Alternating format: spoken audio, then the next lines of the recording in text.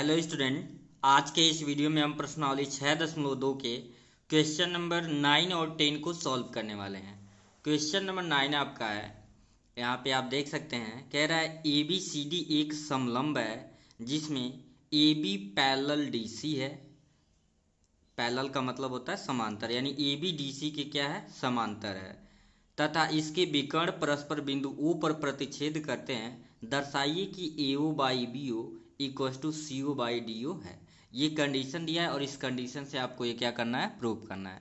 तो चलिए देखते हैं कि इसका स्टेटमेंट कैसे लिखना है और ये प्रूव कैसे होगा।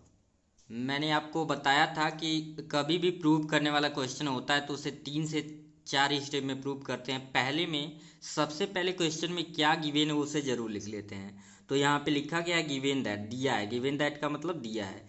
कह रहा था ए बी सी डी एक समलंब है, समलंब जिसमें ए बी सी डी के समांतर यानी A B parallel C D है। इसके विकर्ण परस्पर O पर प्रतिच्छेद करते हैं। तो यहाँ पे आप चित्र में देख सकते हैं कि ए बी सी डी एक क्या बना लिया गया है, समलंब बना लिया गया। समलंब मतलब क्या होता है कि इसके आमने सामने मतलब 4 भुजाएं होती है, जिसमें से एक भुजा जो होता है, 2 भुजाओं का जो पेयर होता है वो आपस में समांतर होता है। देखिए ए बी किसके समांतर है, सी डी, या ए भी हो सकता था कि ए डी समांतर सी डी को, लेकिन इस क्वेश्चन में ए बी किसके समांतर है, सी डी के समांतर है। ये तो गिवेन हो गया। अब क्या सिद्ध करना है उसे लिखते हैं टू प्रूव, यानी क्या सिद्ध करना है, हम ये सिद्ध करना है कि ए ओ बाई बी ओ कहाँ है, ए ओ बाई बी ओ और सी ओ बाई डी ओ आपस में इक्वल होगा, इन दोनों का रेशियो। इसमें कंस्ट्रक्शन की ज़रूरत पड़ा है तो कंस्ट्रक्शन लिख लिए। अगर किसी क्वेश्चन में कंस्ट्रक्शन का ज़रूरत नहीं होता है तो सीधे प्रूफ लिखते हैं, यानी कि उत्पत्ति। इसमें हमने क्या किया है, ईओ पैरेलल डीसी, यानी एक ईओ लाइन खींचा जो डीसी के क्या है, समांतर है। ईओ आप देख सकते हैं, आगे ज़रूरत नहीं है इसलिए सिर्फ इसी की बात हो रही है।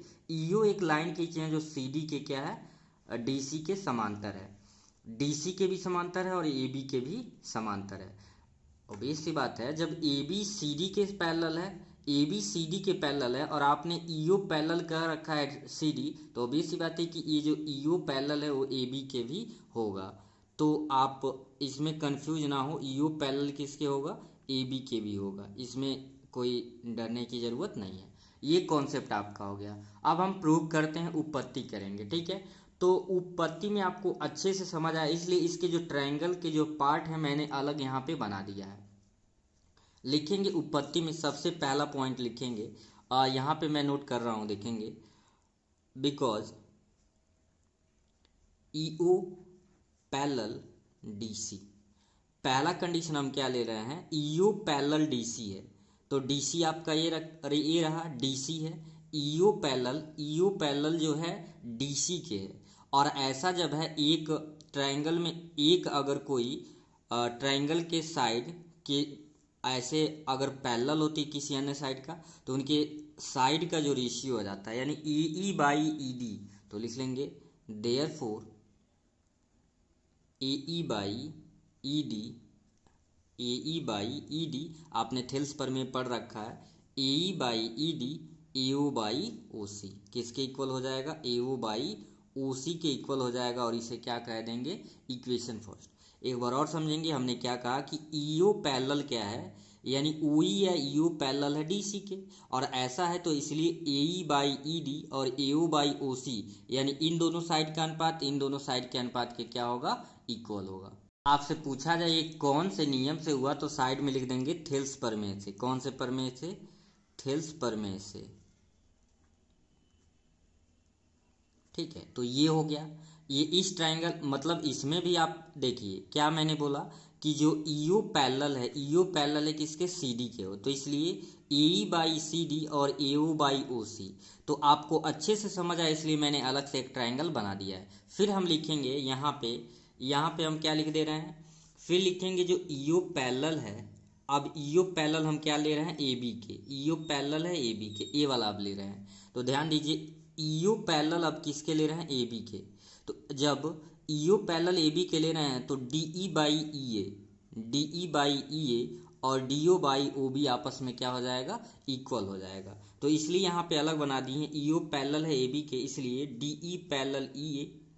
तो यहाँ पे लिख दीजिए D E parallel E A is equal to D O by, मतलब जब ईओ पैरेलल ए बी के हो गया तो डीई बाई ई ए और DO by O B, DO by O B.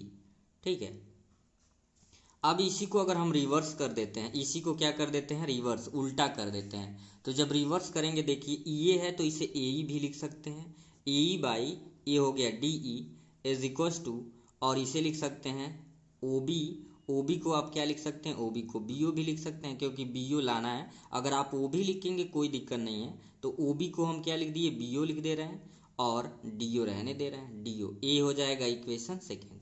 और आपसे पूछा जाए कैसे आया, तो ये भी आपका आ गया थेल्स प्रमेय से, थेल्स प्रमेय से।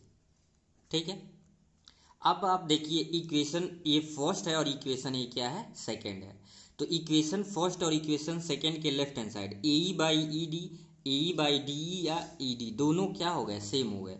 चाहे आप इसे ई डी कहो चाहे डी ई कहो, दोनों क्या है, सेम है। A E by E D, A E by D, दोनों आपस में जब लेफ्ट हैंड सेम है तो राइट हैंड साइड भी क्या हो जाएगा, इक्वल हो जाएगा। तो लिखेंगे समीकरण एक व दो से, समीकरण एक व समीकरण दो से आपका क्या हो जाएगा, A O by O C, A O by O C is equal to B O by D O, B O by D O.